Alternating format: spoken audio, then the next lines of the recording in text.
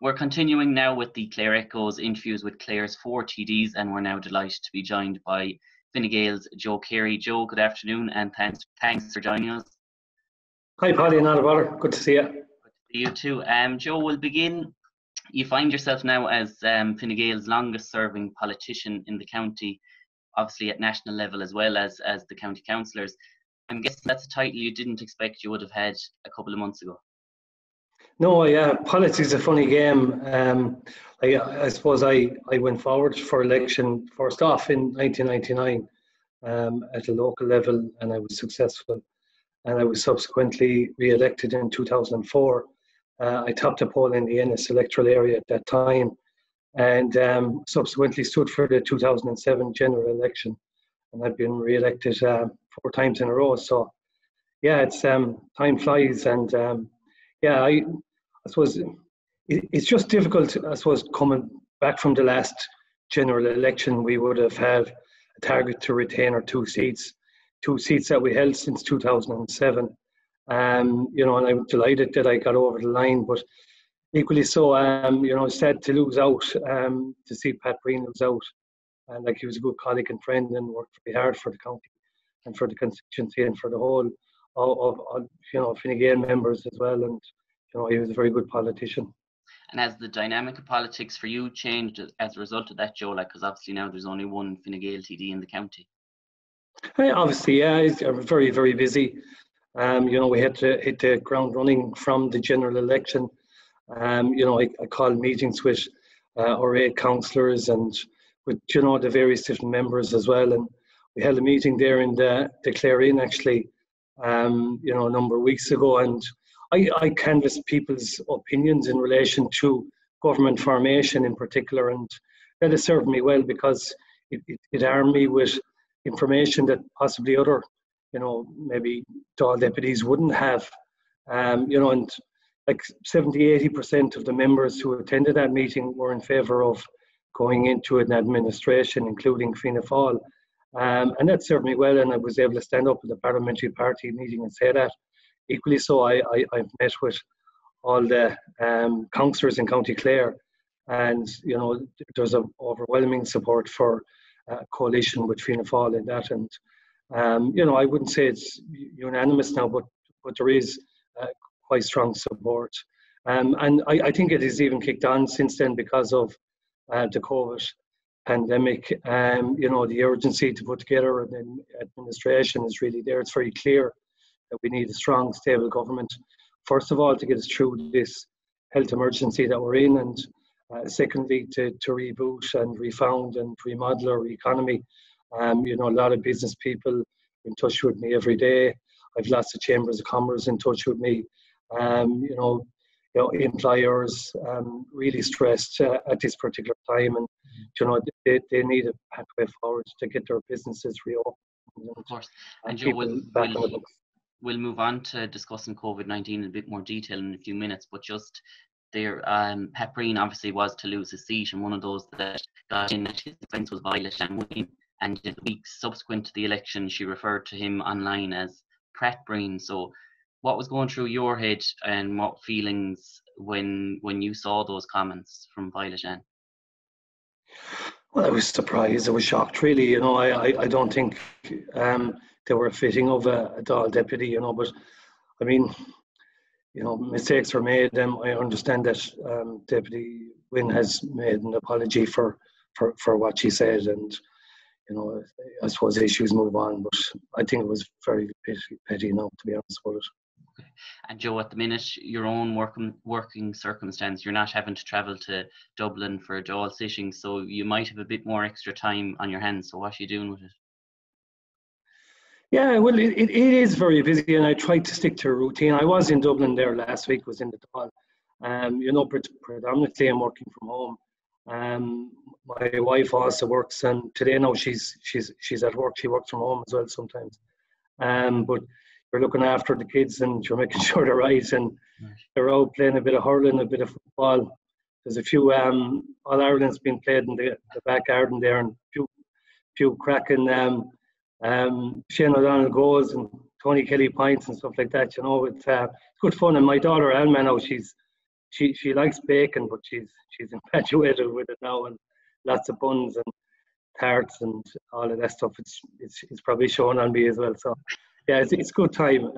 It's good family time that probably I just wouldn't get in normal circumstances.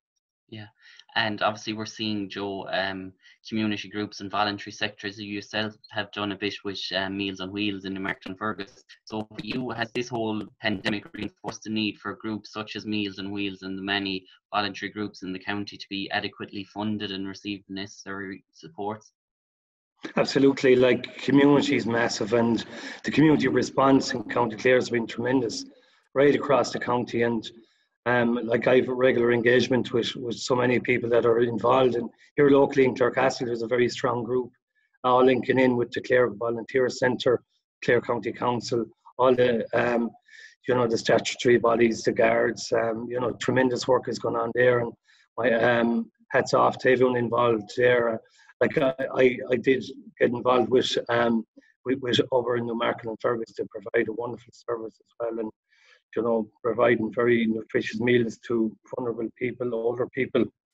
It's wonderful, and I was delighted to be in a position to make representations to the HSE on their behalf, and they received an injection of 100,000 there to even boost further their kitchen so they could produce even more meals. And that's fantastic. It's recognition of their work, and they could do even more with it. So I wish them well, and they're doing great work down there.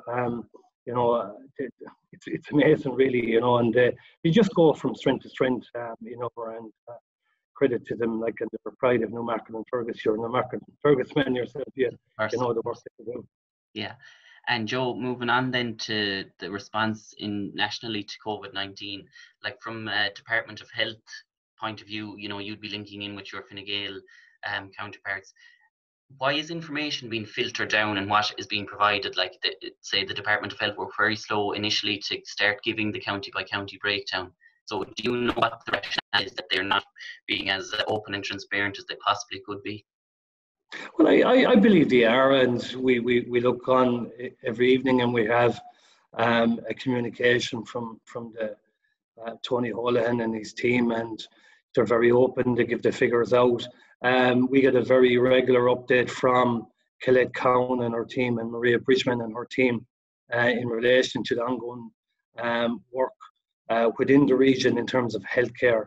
I want to pay tribute to everyone that's involved in frontline, nurses or doctors or ambulance crews or porters or cleaners within the hospital system. They're doing amazing work, and the feedback is very positive under challenging circumstances, may I add. Like obviously the detail in relation to County Clare, people are very, very interested in that. When I get that information, I feed it on my Facebook platforms. I know I see the Clare Echo provide that update as well. It's very valuable for people. There's 209 cases in County Clare, as I understand at the moment. And we've battled, here in the county, and like a lot of those cases are through the virus, like which is good to hear as well. I don't really have much more detail on that, but I do talk on a regular basis to Simon Harris, to his officials as well. And I suppose that's one good thing, being a government TD. I have regular interaction with the Taoiseach, with the Minister for Finance, with Simon Coveney.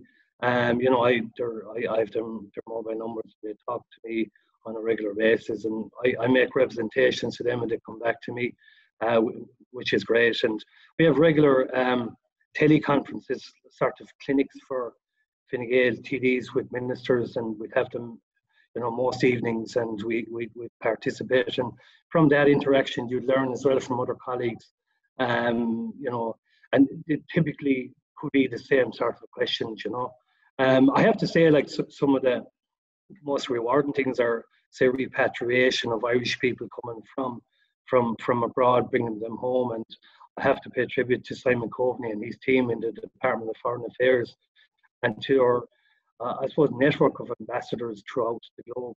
I worked on a case there bringing back people from Saudi Arabia. There was 12 Irish people, predominantly Clare people, and it came to a successful conclusion.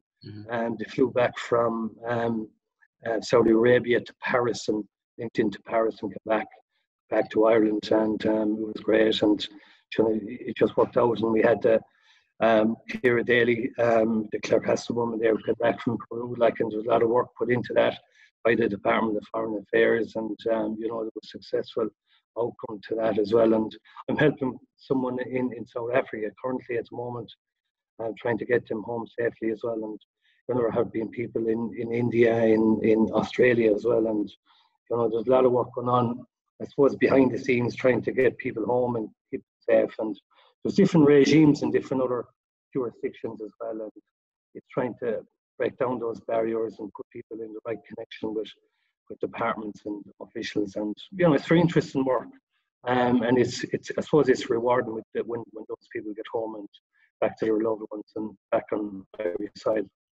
On Friday's 209 figures, Joe, why do you think we're not being given an indication of how many of those 209 have recovered and are no longer deemed to be a risk to the public?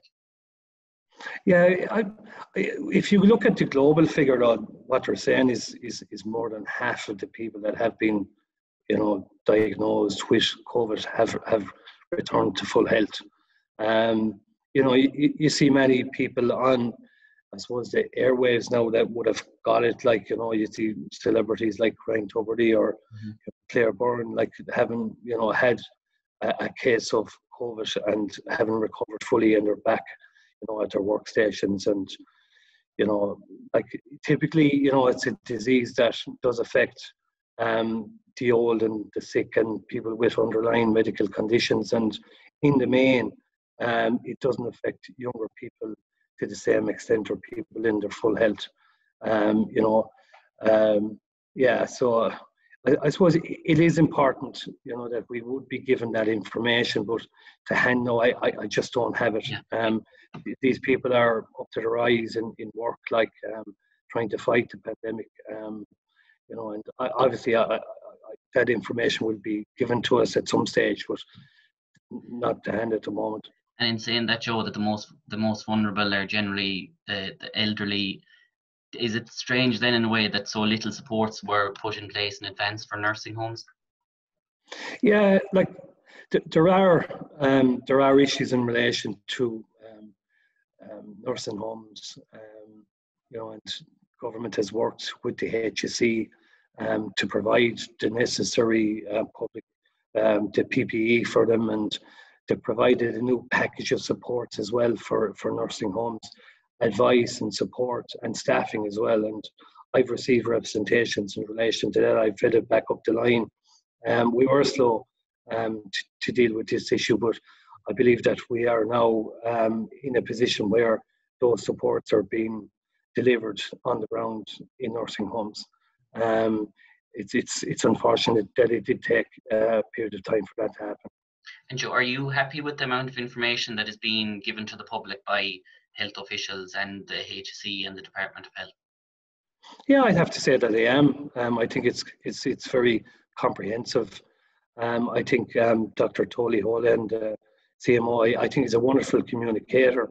He comes out every evening, and we have a lot of medics as well, and you get to know who they are, and I have a lot of confidence in what to say and the information that they give and the advice that they give, and I have to compliment people for embracing that advice, and having taken this very seriously in terms of social distancing, in terms of not going beyond the 2-kilometre rule from your house, trying to exercise the cough etiquette, all that stuff, and basically to stay at home and stay safe. And it is difficult for families. It's very difficult, in particular for people over 70 who have to cocoon.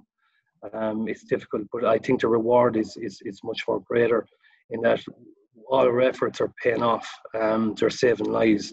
We're stopping the spread of the virus, and that's clearly evident in all the different stats that are coming back. There's less people going into hospital. There's less people going into our ICUs. Or hospital systems aren't being overwhelmed like they were in other jurisdictions, with tragic consequences for them. So we are winning the battle, but I still encourage people to adhere to all the different protocols until the restrictions are changed. And it is difficult. It's very good weather out there, and you'd hear different anecdotal reports about a lot more movement of traffic. Even today now, people were saying that to me quite a bit, like that there's a lot more traffic around, a lot more people around. And I think it's important that we would, even as hard as it is, we just need to continue in this effort, to support our frontline workers, in particular the people in our hospitals on the front line who are putting their lives at risk to save others. And I think it would be disrespectful of us if we were to break those rules and didn't adhere to them. And do you think, Joe, the behaviour of those people that are, putting at risk the great work being done by the frontline staff, are they possibly going to make the officials like Tony Holohan extend the restrictions that are currently in place past the 5th of May? Well, it's very clear, like in what Tony Holohan says, that if these restrictions aren't adhered to, it does make his decision and the decision and advice that the method will give, it will make it harder for them to lift restrictions. So I'd say in all our best interests that we would adhere to the restrictions. Yeah, and Joe, some of Fine Gael's harshest critics would say that the spin and PR that may or may not be utilised, it just resembles the infamous strategic communications unit that Leo Varadkar had to disband. So is there any truth in that officials from that have been reutilised in this effort? Well, I think, as we were talking there for the last couple of minutes, like communications is key, and we do need to get the message out. However, that's got out through your own platform here, through national media. I don't know where you can go. You're always going to be hearing about COVID-19 and the restrictions and the different advice that people give. Joe Duffy, every sentence he says, wash your hands, and it's an important message that we do have to do that. Basically, whatever communications, company or whatever that are deployed by government, I think that's the right thing to do. We need to get that information out from trusted sources like the Clare Echo and others. Like, we do need to get that information out to the people. They're very interested, and we need to provide that vital information to them to help them to adhere to the guidelines and just to stay with this, to try and beat this virus. So it would be accurate to say that we have seen the return of the strategic communications unit, but just under a different guise. Well, John Concannon, the man that was heading up that unit, he's back on board, and that's public knowledge. So he's a good communicator. I don't see any problem in him getting involved in communicating to the public on behalf of government. We do need, at this particular moment in time, we do need proper, clear communications with the public from government, and I absolutely understand the need for that myself anyway. And Joe, just the easing of restrictions, in your own opinion, like Dublin accounts for 50% of the figures, Clare is down around 1%. So do you think the easing of restrictions should be done nearly on an area basis, like with Clare not accounting for as much? So should Clare restrictions here be eased quicker than there in Dublin, for example? There's a lot of speculation around, what should or shouldn't happen. And what's happening at the moment is government are working on a plan that can be implemented over a period of time, and that plan will be communicated with the public in the coming days, and I think that's important.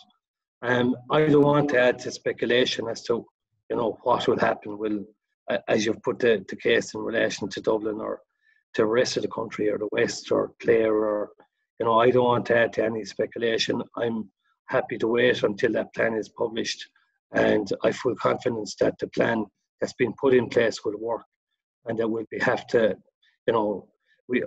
all have to adhere to it in the best interests of everyone, in the best interests of those frontline workers that we spoke about earlier on in the interview. It's so that our hospital system doesn't become overwhelmed, and our doctors and nurses don't become overwhelmed and our system doesn't break down. There is a fear that, you know, if you were to lift the restrictions, you know, overnight, that there could be a surge in the coronavirus again. So we need to take this, you know, and take a step by step. And that plan will do just that and will be announced in the coming days. And separate plans in relation to government formation, Joe, we're seeing the possible historic coming together of Fine Gael and Fianna Fáil. What are your thoughts on it? Yeah, like my views are very public. I'm in favour of a very strong, stable government involving Fianna Fáil and Fine Gael. A framework document has been put together. It's very progressive. You know, there's 10 different missions within that, headed up by producing and introducing a new economy. We need to reboot it. We need to remodel it. And we need a new economic plan for our country centered around investment in capital investment, you know, and in building, you know, schools and roads and different other projects, you know, that will get people back to work. And it's across every other sector in health and housing, and it does reflect, in my view, you know, that yearning for change that was advocated for in the election. And it's a massive change getting both Fine Gael and Fianna Fáil into one administration. For me, that does represent a lot of change. But in order for it to work, we do need one of the smaller parties to come on board, the Green Party, the Labour Party, the Social Democrats, in order to provide a stable, strong government that will last, you know, a 4 or 5 year period. We would need one of those smaller parties to come on board, just really for stability. Mm-hmm. And, you know, like, there's no point in going into a minority government situation like we're after coming from, because of there's always the prospects of having an election, you know, you're always looking over your shoulder. And I don't think we need that at this particular time. We need a strong, coherent government that can bring political stability here and introduce the plans and the policies that are needed to get our country back on its feet and our people's back on its feet as we fight the COVID pandemic as well. Okay.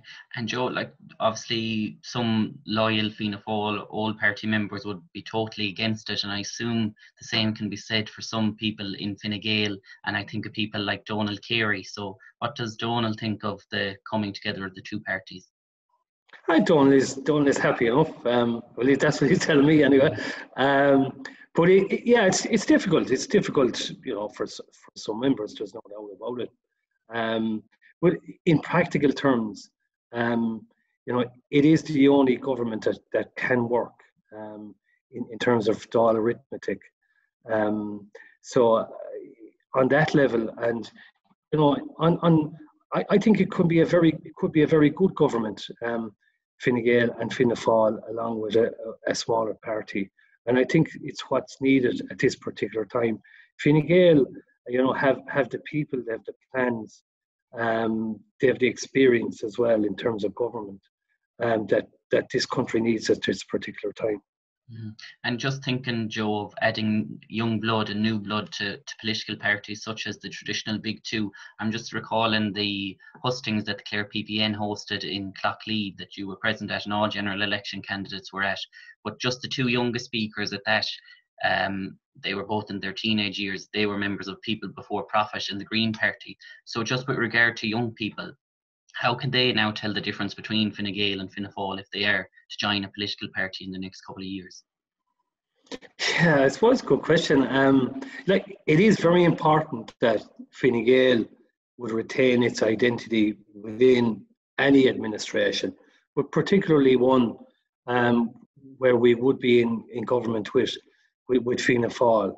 And like, that's important, and all members of the parliamentary party would agree with that particular point.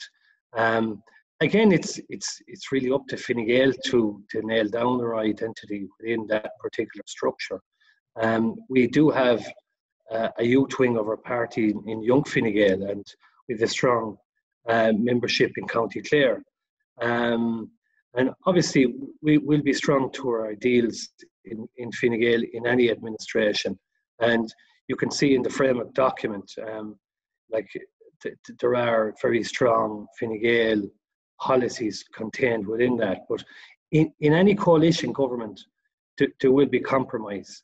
And when you bring a smaller party on board, you have to look at their policies and introduce them in a programme for government. So it's so important that we are where we are now, and the Green Party have their 17 points that need to be addressed, and Fine Gael and Fianna Fáil are coming back with a response to that. The Social Democrats have also written back to both parties, and I understand that the Labour Party are considering their position, so I'd expect that there will be communications back. So you just have to watch this space, and I'd like to see it happening more quickly than probably it will. But these issues take time, but I mean, I think we're in such an unprecedented times that we do need a government in place for the benefit of our entire country. And in this particular government, whoever is part of it, do you think that you're going to have a more prominent position in it? Like obviously Pat Breen was a junior minister in the last government. So are you hopeful? Have you had discussions with Leo Varadkar or Simon Coveney in relation to what position you could get in that government? Well, I served in apprenticeship. I've four elections under my belt to the Dáil. I have ambitions to be a minister. That may or may not happen. Obviously, I don't want to jump any gun. There is no government formed at this particular moment in time, but I put myself in a position to be considered. I have worked as chairman of the Joint Oireachtas Committee on Rural and Community Development. I very much encouraged seeing the issue of remote working being included in the framework document. That's a particular issue that I raised as chairman of that. We've had a number of hearings, and it's great to see it reflected in the framework document. Basically that, in all public, like whether they be the Clare County Council or, different departments, that 20% of the workforce would be enabled to work from home, work remotely. And so we're also going to encourage and put incentives in place for private companies to do the very same.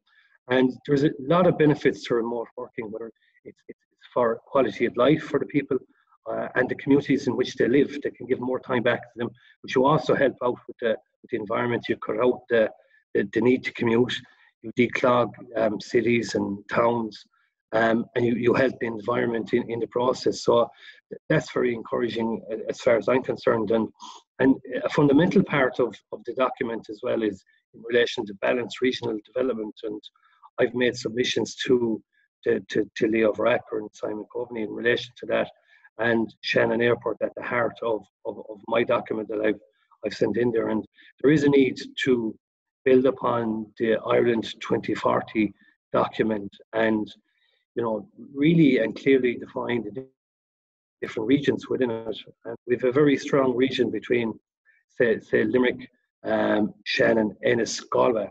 And I think we do need to invest in our airports, in our infrastructure around that region, define it as a region, and provide the different services, where, like I said, Limerick Hospital, like that has all the various different equipment that it needs, that the infrastructure that's required is there. There's massive need for a national aviation policy whereby Shannon gets a fair slice of the cake, that strategic routes are supported by government in terms of business routes, tourism routes. We've seen a bit of progress in that there, there last November, where strategic routes were underpinned by, exchequer funding. We need to build on that, and I've been talking with the CEO of the Shannon Group in this regard, and it's important that they would be listened to as a driver of economic activity in the region.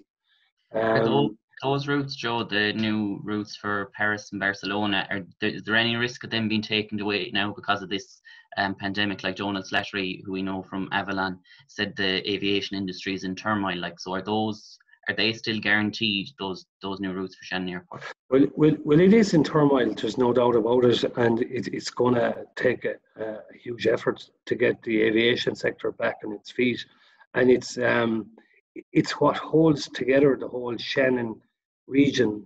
There's so many different jobs, and spin-off jobs in relation to Shannon and aviation. We just say airlines like Aer Lingus and Ryanair aren't in as bad a position as, say, maybe Lufthansa now, who are in massive difficulties.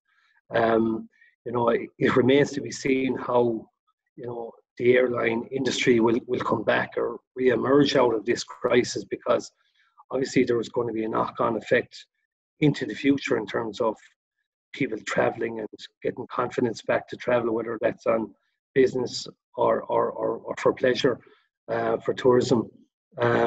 It remains to be seen, but it's a key cog in our economic wheel here in this country, in this region, and it's important that the state would recognise that, and it's important that the European Union would recognise it as well, and give assistance and support to that industry, because it's vital. And does something need to be done at a state level by the government to ensure those new routes are not taken away, or is there anything that can be done in that regard, Joe? Well, absolutely. I would certainly agree that that particular route to Paris is of immense importance, because it's a hub connection to Shannon.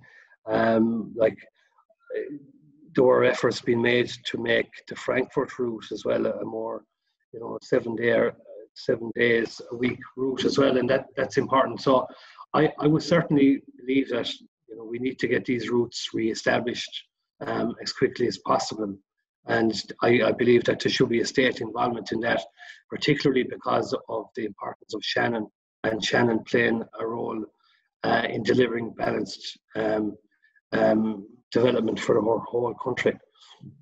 Joe, some people would maybe equate the coming together of Fine Gael and Fianna Fáil as a possible amalgamation of Clarecastle and Martin Fergus at hurling level.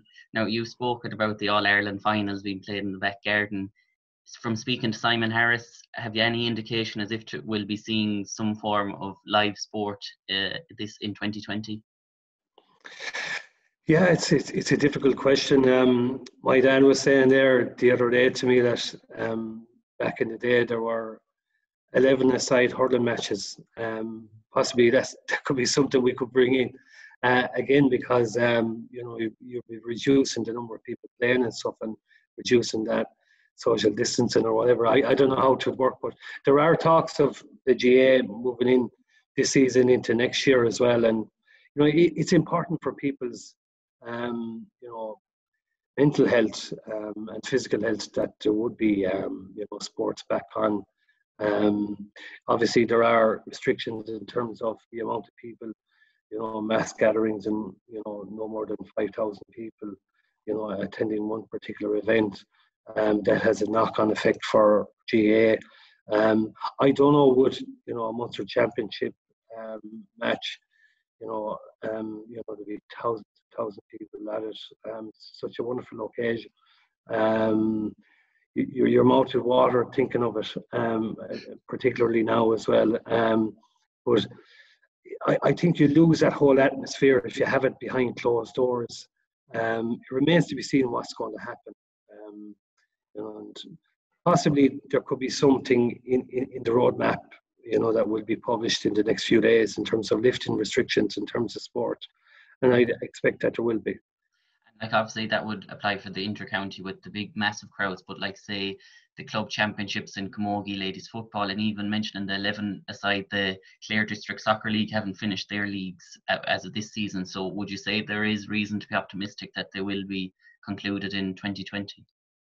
You'd hope that there would be, but it remains to be seen what will happen. And I suppose it will be based on best medical advice.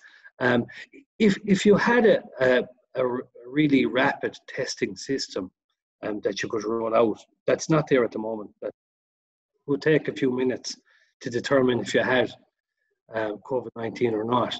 You would be in a position where you could say, yeah, we'll bring that in, but we're not in that space right now. And so, how long do you think it might take us to get to that space, Joe?